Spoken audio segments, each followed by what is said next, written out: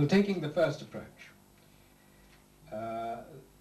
this can be dealt with in print and has been dealt with in the book to some extent in print. In the book, the first consideration was, can one find in relation to the circular group, that is the group involving rotation of the arm, anti-clockwise or clockwise, words which contain speech sounds in this group and seem to have some relation to the actual movement of the arm, the idea of movement and rotation that is associated, according to the system I presented, with such speech sounds. Well, of course, if you think of words like round and roll, and rub and turn, these are all words which have some idea of rotation, and of course the word rotation has some idea of rotation. And in these words, the R sound, which is a prominent member of the circular group, is obviously conspicuous. In some cases the initial letter, in other cases a later letter. There are a lot of other words which have an R sound in and involve some idea of turning, curve and corner, circle, and one could find many more. For the M sound, one has words like mill, a rotating mill, which of course also has the L sound in it, maze, mould, mix, mingle. For the N sound, one has words like bend, kneel. For the L sound, one has many words which have a circular connotation: ball, circle, fold, ul. It's also very noticeable that in the case of R is very much a speech sound associated with repetition. The word repetition has the R in.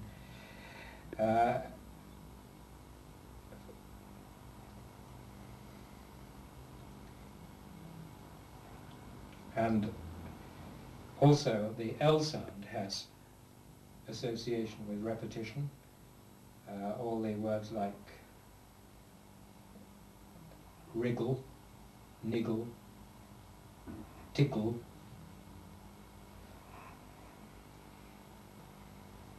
One sees it, of course, in mingle, which has three of the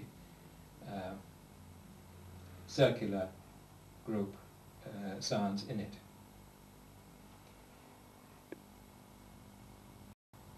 Now, that was a very broad approach to saying that there seems some link between the speech sounds in the circular group and the meaning of the words in which they were prominent. For the lateral group, which was the next group looked at in the approach in the book, it's often been pointed out by other writers, notably of course by von Humboldt, that W sounds and S sounds involve some sort of sound symbolism, though I don't much like the word sound symbolism, the symbolism part of it. And many of the words illustrating this have been listed by other writers. For example, sweep, sway, swing, swipe, shiver, shake, waggle, wobble, waver, sidle, wing. And then of course with Z you have zigzag and maze.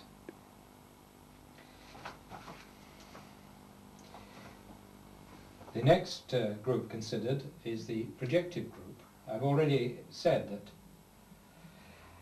that it's surprising how often one finds vigorous action associated with words which begin with a speech sound from the projected group.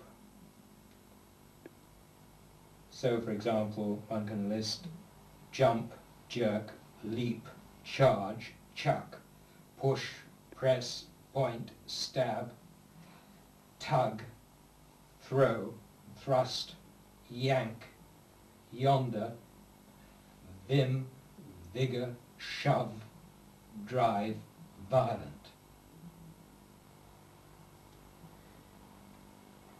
The remaining two groups, the vowel group and the main consonantal group, are much less definite in their movement character. In fact, they are positions rather than movements. And it's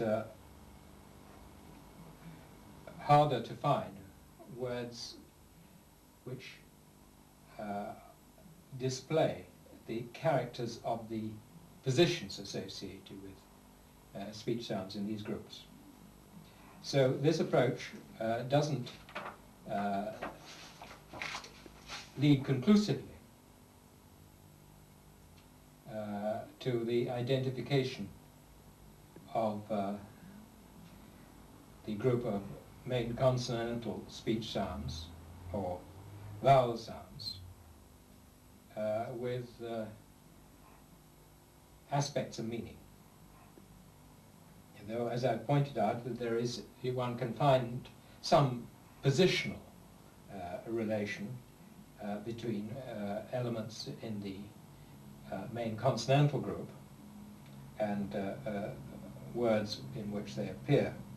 So, for example, I've already mentioned high. The H in high seems clearly to be associated with the arm position for H. And then, of course, you have head, you have hat, you have hill, and at the other end you have bottom, base, butt, and beneath. In the case of speech sounds in the vowel group, of course, this is, again,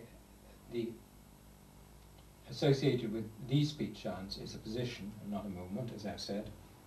But one can, for example, note, as I already have done, that up suggests that U is a reasonably a high and upward pointing position of the arm. You have top,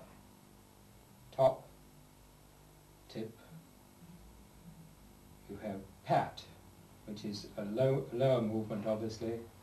But this is much more impressionistic, and I wouldn't really rely on these words as demonstrating conclusively the rightness of the arm positions proposed for vowels. That comes much more when we come to consider how speech sounds are fitted together in parallel in the form of associated movements and positions to form words.